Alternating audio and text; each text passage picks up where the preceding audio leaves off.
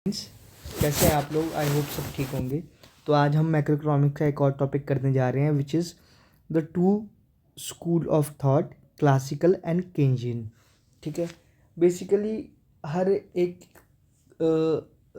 Microeconomics है या macroeconomics में उसमें कुछ ब्रांचेस होते हैं, कुछ स्कूल ऑफ थॉट होते हैं। मतलब कि अलग अलग कुछ चंक ऑफ पीपल ने या ग्रुप ऑफ पीपल ने अलग अलग बातें कही हैं किसी पर्टिकुलर टॉपिक को लेकर। ठीक है। तो मैक्रो इकोनॉमिक्स में हम दो सेक्शंस को ब्रॉडली क्लासीफाई करते हैं, एक क्लासिकल स्कूल और एक केनेजियन स्कूल। ठीक है। सो अब हम इसके बारे में पढ़ेंगे। आप जब धीरे धीरे ग्रेजुएशन करेंगे या पोस्ट ग्रेजुएशन करेंगे तो आपको ये और एडवांस फॉर्म में देखने को मिलेगा। ये एक बेसिक स्ट्रक्चर है जो आपको समझना ज़रूरी है। ठीक है। सो the growth of macroeconomics can be broadly studied under two sections. In other words, there are two schools of thought which describe macroeconomics. So there are two schools of thought. दो school of thought है microeconomics में। First school of thought क्या है? The classical school. Classical क्या बोलते थे? वो ये बोलते थे कि economist like Adam Smith, James Mill, Marshall, Malthus, Pigou and Ricardo. याद रखना है, ये जो इकोनॉमिस्ट के नेम है ना, ये याद कर लेना। एग्ज़ाम में बहुत या आगे भी बहुत इंपॉर्टेंट रोल प्ले करेंगे। ठीक है। So Adam Smith, James Mill, Malthus, पिको, रिकार्डो। ठीक है।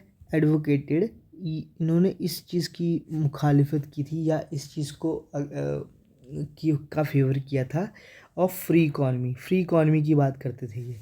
मतलब कि इकॉनमी कि किसी के अंडर नहीं, किसी कंट्रोल में नहीं होनी चाहिए, उसको ओपन लेजर फेयर मैनर में चलना चाहिए, गवर्नमेंट का कोई रोल नहीं होना चाहिए एक तरीके से। ठीक है। It is an economy in which government does not interfere in the areas of production. इसमें गवर्नमेंट इंटरफेयर नहीं करेगी, किसमें? एरिया ऑफ प्रोडक्शन में, कंजम्पशन में, इन्वेस्टमेंट में। मतलब ना ही गवर्नमेंट कोई इंटरफेयर करेगी प्रोडक्शन में, ना ही कंजम्पशन में, और ना ही इन्वेस्टमेंट में। ये सब अपने आप फ्री एंड फेयर मैनर में होगा। ठीक है। Decision regarding to what to produce, how to produce and for whom to produce are determined by market forces of demand and supply. So the decision regarding what to produce, how to produce and whom to produce, क्या बनाना है, how to produce, कैसे बनाना है, और for whom to produce, और किसके लिए बनाना है, ये सब डिटरमाइन करेंगे market forces of demand and supply. ठीक है। Profit maximisation is the main motive of the producers. So the main role or the main aim of the classical was to maximize their profit, right? ठीक है। the classical economists believe that in free economy resources are always fully and optimally utilized, कि जो free market economy होती है उसमें resources क्या होते हैं? Fully and optimally utilise. Full equilibrium, full employment equilibrium is a normal feature of this economy. ठीक है। It if all if at all there is disequilibrium, ठीक है, it will be short lived and will be corrected by market forces through automatic mechanism। वो कह रहा है कि full employment equilibrium situation जो होती है वो नॉर्मल फीचर है इस इकॉनमी का।